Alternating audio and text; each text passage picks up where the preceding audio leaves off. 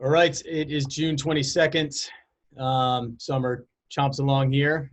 Thanks everybody for chipping in. It's the start of a new week, and for me, it's a whole new week. I think after we finished last week's episode, started a little chills, went laser sailing, went home that night, just threw the stuff on top of my boat, went to bed, and I basically was in bed the entire week. So I don't know whether I had it, but it was brutal, but it's good to be back in action. I don't know if I pushed it with the laser sailing, but it was a good return to the fleet. We had 34 boats. Sail Newport doing their little Monday night Madness thing, and wow, that's amazing. Yeah, it was good. And as you characters all know, the top 2/3 of the fleet, the Ed Adams and the Peter Shope and all these rock star dudes that work at it all winter long. And I followed all your good advice, Ed. I was actually the first boat out, which was fantastic, way ahead of myself. And then I think it's one of the things you learn. Sometimes it's good to not go out too early. But, you kind of sail the course, started not paying attention, and then they moved the mark 20 degrees one direction. I never saw it, and so found myself on the wrong side first race. But race by race, better by better. I kind of had a couple of things I wrote on the deck from your article. So all good. Finished with 11th. And one place out of the top half. So, hey, I'm happy with that. North of me by 1 point was Lynn Shore. He's not so shabby. And then just below me was Moose McClintock. So I think I'm in somewhere in the right age group, and certainly maybe with the right group. We'll see. Well, remember, Dave, the first 100 yards only helps if you know where the next few hundred yards are taking you. So definitely fell victim to that. So, but anyway, hey, it was good. It was good to be back. And, using an old Ed Adams sail from, says, you can tell it's Ed, it's fall 2009. I think I bought it off from, 2010. So, hey, it's still fast, I guess. But anyway, so how about you guys? Quick race update. Anybody do anything good and fun? Yeah, I did the same thing. I missed the start this weekend. I was all signed up. I did a storm trysail preview weather briefing for the online Bermuda race. I was all psyched. I had my polars. I'd emailed the race organizers to figure out how the game worked. I was loaded. And then woke up in the morning and went out to see the horses and get their feet done, and realized on the way out there that I just missed the start. Does that ever happen in a real race? West Coast time. It does. That'll happen. Man, it was a fantastic. It would have been a beautiful send-off kind of day. It was a classic Newport Southerly, and it would have been a good one to see everybody go.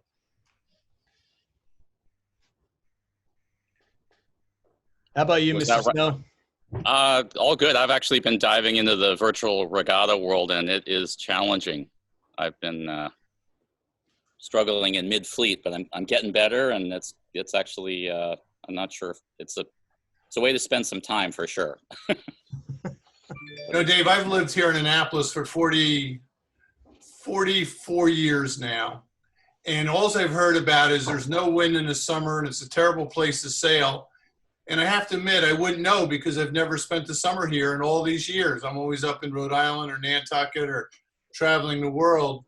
But I go out 2 or 3 days a week, and I'm happy to report I haven't been becalmed yet. There is wind here on the Chesapeake Bay. And while I haven't done any formal racing, I race against everybody that I'm near. Whatever boat is up ahead, my goal is to get ahead of them. Or downwind, I set the A sail and go, work to go flying by. And yesterday, on my 32-footer, I got in a race with the Woodwind 1 and the Woodwind 2, which are two 72-foot schooners. And these guys kept tacking on me, which I took the gloves off and got ahead of them. And then when we went back downwind, I put the ACL up, and they were so far behind, it was ridiculous. So I feel quite proud that I clobbered a couple 72-foot schooners.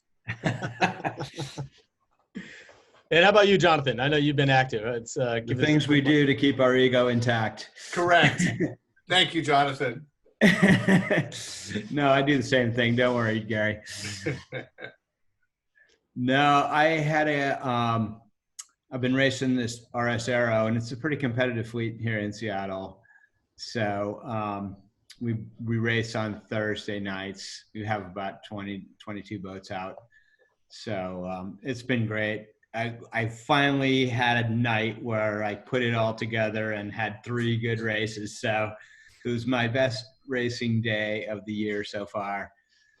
I'm still a fair ways behind Dalton Bergen, who is pretty much the dominant player in our fleet. He really is at another level from the rest of us, but it was cool to have some good races. And are you guys? Yeah, go ahead. Go ahead. Are you guys sailing with the same all same sail sizes, or how do you agree to the? Yeah, we try to decide before. Most of us have 7s and 9s. So we normally try to reach a consensus and sail with one or the other. But that's the great thing about the Arrow. When it's light air, you sail with a 9, and man, you're plenty powered up. You can have a good race even in 5 or 6 knots. Fantastic. Also started here on Thursday night was the J24 Fleet 50 stuff, which I was in sick bed, so I missed out on. But I'm assuming Nathan Titcomb, the offshore director of U.S. Sailing, we usually see him out there on a Thursday night, and I heard it all went well. There was kind of everybody agreed to sail 3 up or something, and got some races. How'd it go, Nathan? Yeah, so we were sailing 3 up in each boat. It was good. There's a lot of work for the trimmer to do as normal, and so it was interesting though. We made the decision as a fleet to go with just the smaller jib, which made life a lot easier. But nice breeze and great to be back on the water with everybody, despite seeing not all of our usual friends, and yourself included, Dave. But great.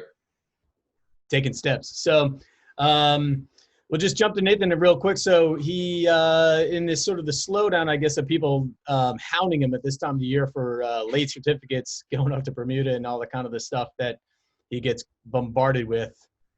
He's had a little bit of a pause over the spring to revisit something that we've been kind of talking about for a long time, and it sounds like Nate's been talking about longer, is updating this Portsmouth Yardstick racing here in the U.S. is a good way to get all these mixed random boats sitting in dinghy, parking lots at yacht clubs and nobody using because they don't have local fleets. But it's always been kind of a thorn on my side of why we don't have Portsmouth racing, and may have been, I think, probably a little systematic, right, Nathan? And so he's taking it on, and I think pretty soon we have what could be the hope, or the relaunch of handicap dinghy racing in the U.S. Simplified, and get some of these derelict and unused little boats out of their dally. So maybe Nathan, give us the view of how you put it together and what's up next. Sure. So we have had a Portsmouth Yardstick system in effect since I think it was 1960 or thereabout in the U.S. And the idea is just to, as Dave said, for mixed one design fleets to go out there and have some sort of a way to score the end of the day. And that worked really well in the 60s when people were mailing in results or maybe even faxing in the 80s. But as we came along, the system was really not updated from the US perspective, and it was entirely volunteer run. And we had a great volunteer that passed away in the 90s, Darlene Hobach, and she was instrumental in collecting all the results and making sure that the ratings were getting updated. But when she passed away, the system has had a couple of caretakers, but it hasn't been modernized in any sort of way. And so we've been trying to collect things via email and pass them on, but even with modern communication schemes, it's been really helpful for getting the results in. But the program that we've used in the past from the back end has kind of not been updated by any means. And so it's actually being run on an old Fortran code, which is, as some of you who are in the computer world might know, it's not really sustainable anymore. You need to go fire up the old Windows 98 machine in order to get it to run and then get it going. So it's not a great situation to be in. So as Dave said, it's been kind of what you call the word systematic in its demise.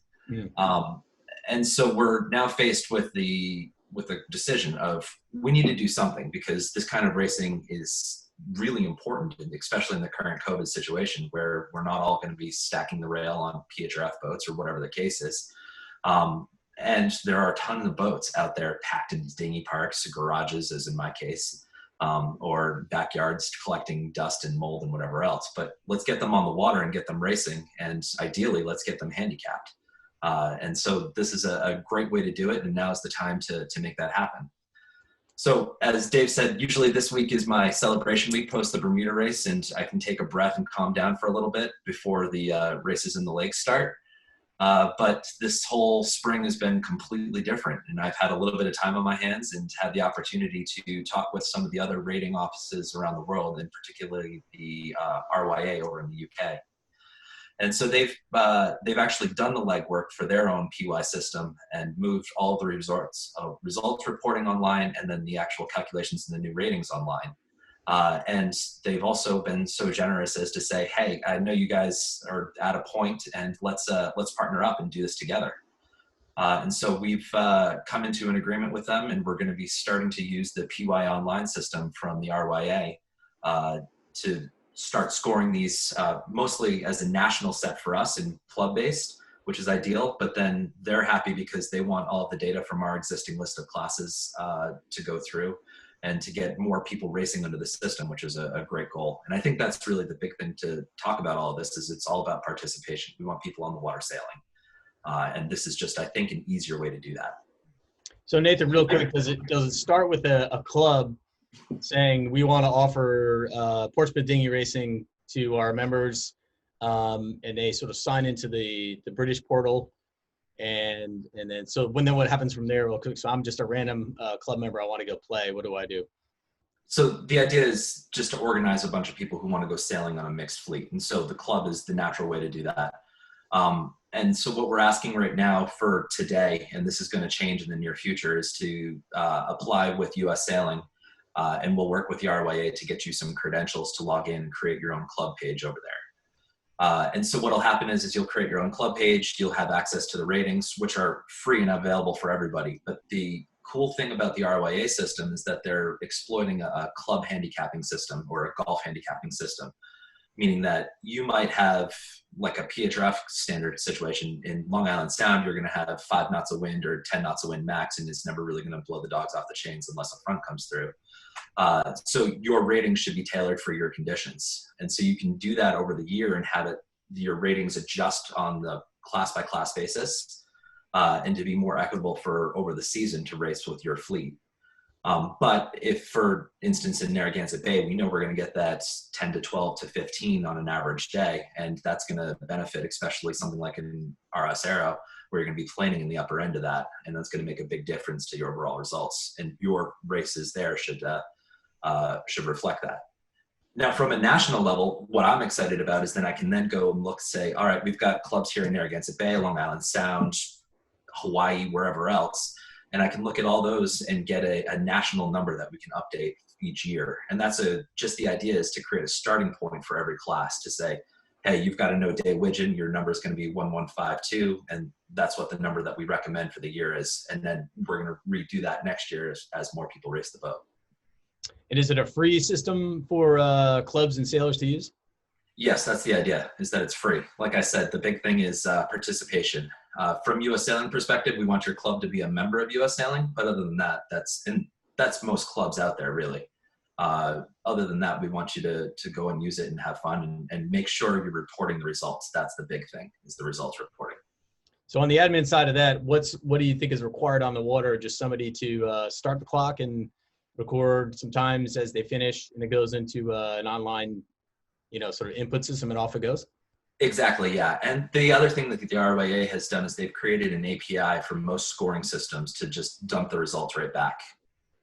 So whether that's Sailwave or the other free ones, or they're offering those credentials so we can work with people like Yacht Scoring or Regatta Network here in the US to make sure that that's getting dumped in appropriately to update those results.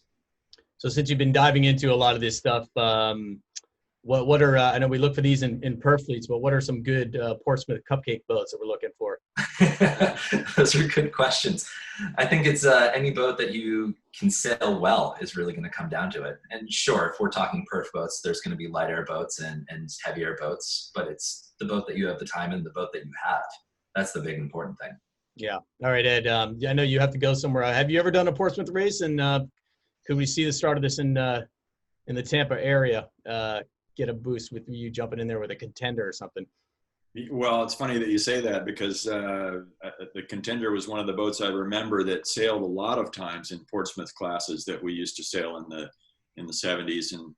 And I have sailed a few Portsmouth races. One of the best ones that we ever did was a pursuit race, which is perfect for the climate that we have right now, where everybody had a rating. The first boat started at 8 in the morning. The last boat started at like noon, and we were all sailing to one location where there was going to be a big party afterwards. Of course, the big party is a problem now, but it was a lot of fun to do this sort of little distance race in a dinghy, and to know that you could see the boats coming behind you, and you know they're going to catch you or maybe not, and it was kind of a fun race. It was a unique way to get everybody out on the weekend, and there were a lot of boats like a Contender, which there was only a couple of in our area, and they would get out and race this way and have the ability to be part of a fleet. And I think, correct me if I'm wrong, but this rating opportunity is for any size boat, right? I mean, you can go way up the range. Yeah, absolutely. The big thing to remember is that it's a statistical handicapping system. So as long as you're racing consistently, then the numbers are going to get better and better to make sure they're equitable across the fleet. But it doesn't matter what boat you're racing, whether it's a foiling Moth or a S2 9.1. It should work across the entire range. Yeah. When I grew up, a lot of the events that we went to were what we used to call one design events, not single class events, but just one design general events. And you'd get lasers have a start, and Sunfish would have a start, and the Lightnings would have a start, and so forth. But then there would always be a Portsmouth class, and there would be anywhere from 10 to 30 boats in that class that just didn't have enough for their own start, but they could still go and race that way. And people had a lot of fun doing it. They would come off with these one-off boats, and and there's certainly plenty of people out there who like to fiddle with a boat that isn't just a one design class boat. So this is a great place to do that.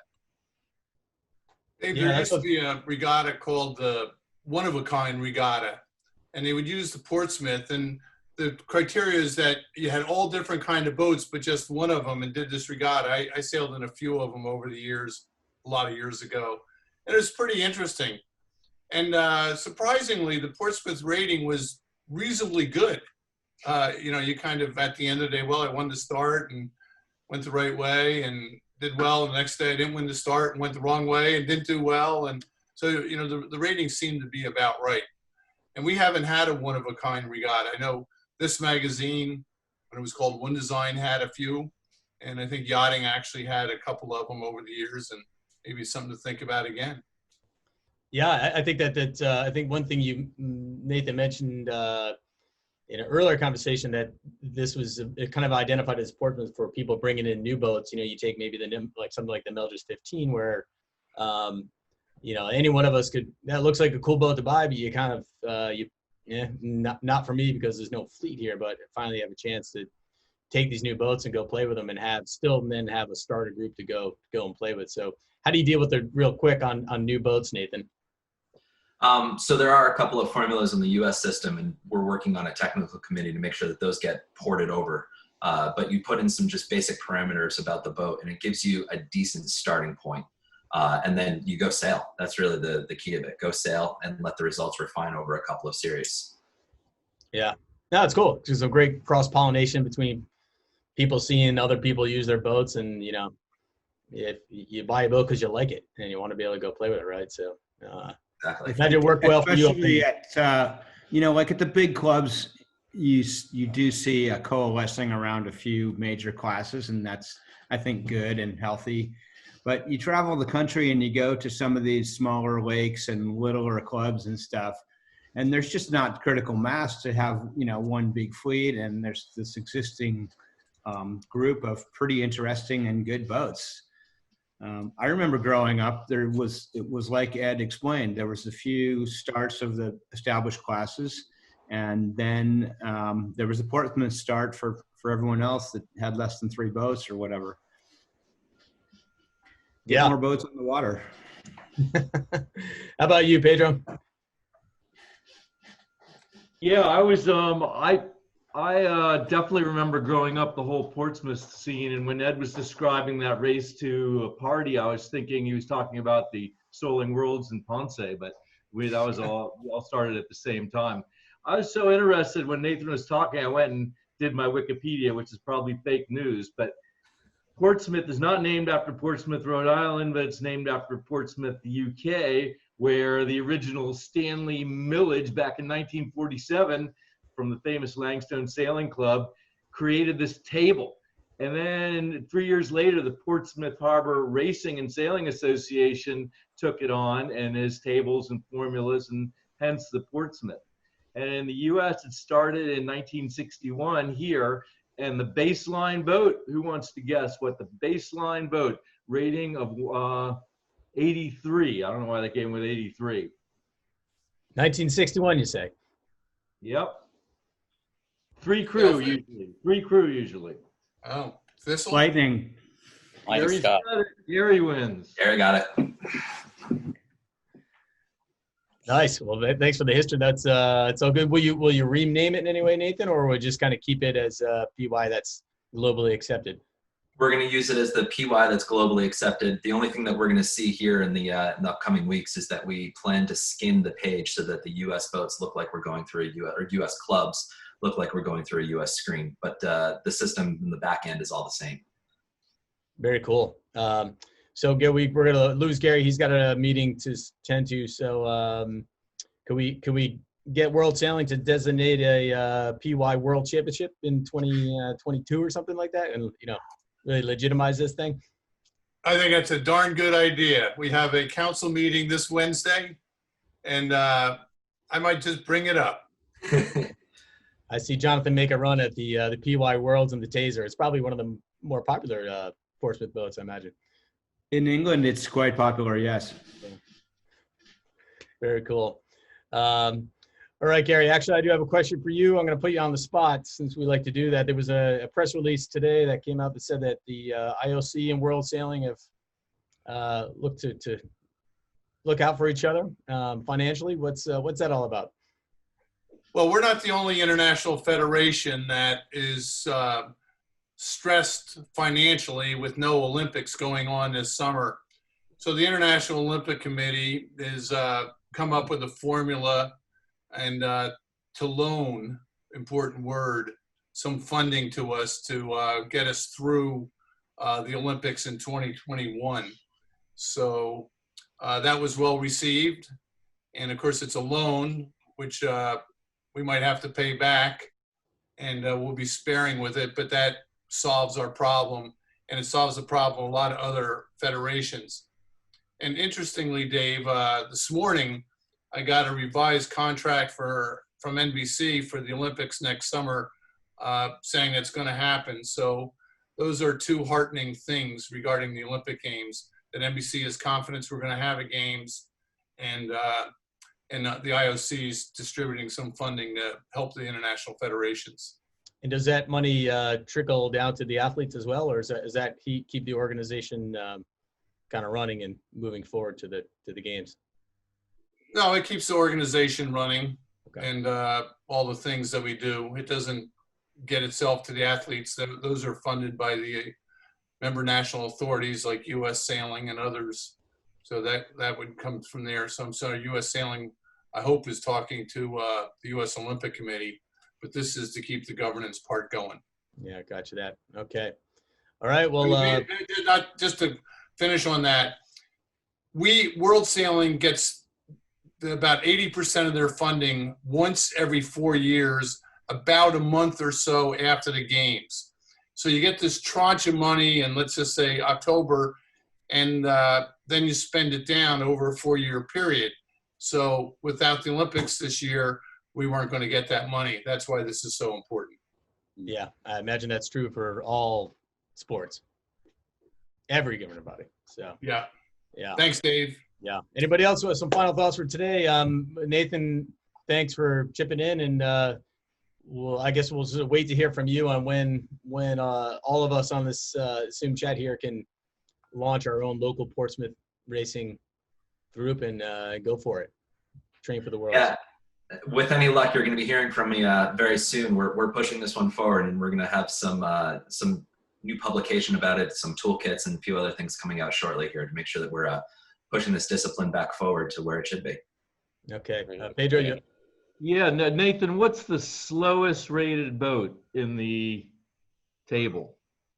I don't know off the top of my head. I need to go take a look. I've sailed it. At a Leukemia Cup, I got auctioned off, and some guy paid $4,000 to have me crew for him in his McGregor 22. It was slow. a real quick way, can you look that up on the database, what the McGregors are?